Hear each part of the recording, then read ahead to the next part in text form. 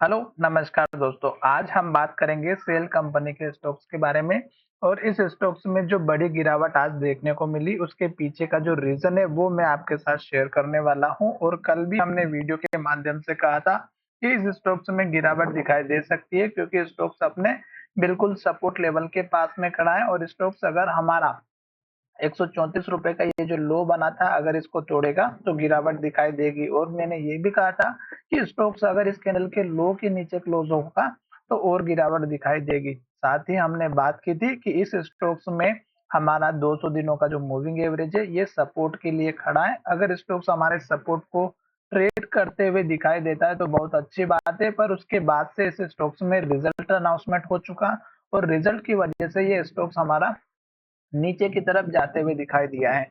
अब हम बात करेंगे कि इस स्टॉक्स में जो रिजल्ट था, उसका असर इस स्टॉक्स पर कितना दिखाई देगा, स्टॉक कहाँ तक सपोर्ट लेगा और किस तरह से आपको इस स्टॉक से दूर रहना है, वो सब हम यहाँ पर बात करेंगे। तो सबसे पहले मैं यहाँ पर आपको दिखाता हूँ कि यहाँ पर देखिएगा स्टॉक्स के की जो ओपनिंग हुई थी, वो लगभग हमारी कल की क्लोजिंग के पास हुई और वहीं से स्टॉक्स ने एक अच्छे से रेजिस्टेंस और सपोर्ट पर काम किया और उसके बाद सपोर्ट लेवल को तोड़ दिया और स्टॉक्स नीचे की तरफ आ गया। अब स्टॉक्स में ये जो गिरावट आई है, ये अगर आप देखेंगे तो यहाँ पर दिखाई दे रहा होगा कि इस स्टॉक्स में जो Q1 का रिजल्ट था, उसमें अगर आप देखेंगे तो 62% की गिरावट दिखाई दी और इसमें 82 करोड़ का जो यहाँ पे फाइनल जो है यहाँ पे रिजल्ट में दिखाई दिया है।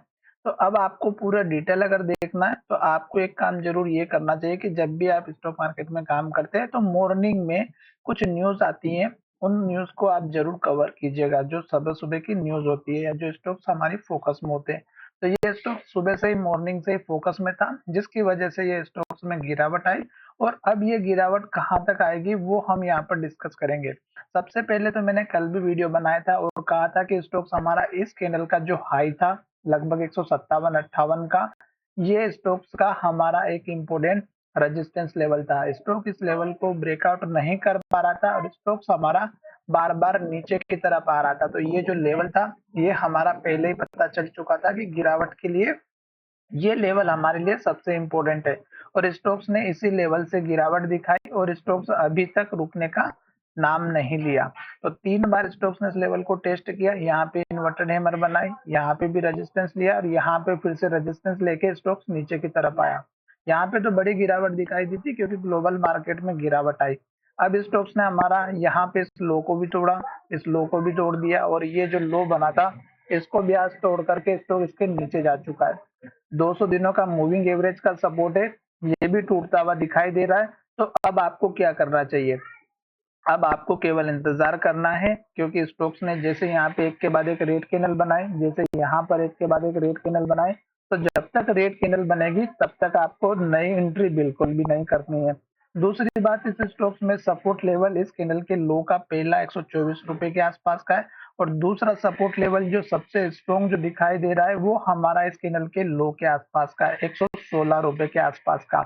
तो 116, 117 का स्ट्रॉन्ग सपोर्ट दिखाई दे रहा है और यहाँ से लेके यहाँ तक गिरावट भी हमें जो दिखाई दे रही है, वो यहाँ तक हमें दिखाई दे सकती है। स्टॉक्स का जो रिजल्ट है, वो हमें शॉर्ट टाइम के हिसाब से डाउन ट्रेंड को इंडिकेट करता हुआ दिखाई दे सकता है। तो इसलिए आपको यहाँ पे नई फ्रेश एंट्री बिल्कुल भी नहीं करना है क्योंकि मूविंग एवरेज जो है 200 दिनों का है। अगर ये स्टॉक्स को होल्ड नहीं करेगा तो फिर स्टॉक्स नीचे चला जाएगा और आज बड़ी गिरावट वॉल्यूम के साथ में देखने को मिली है। तो इसका मतलब ये हुआ कि आज के दिन इस स्टॉक्स में सबसे ज्यादा सेलर थे और सेलर ने अपनी सारी क्वांटिटी यहाँ पे सेल करते हुए दिखाई दिया है।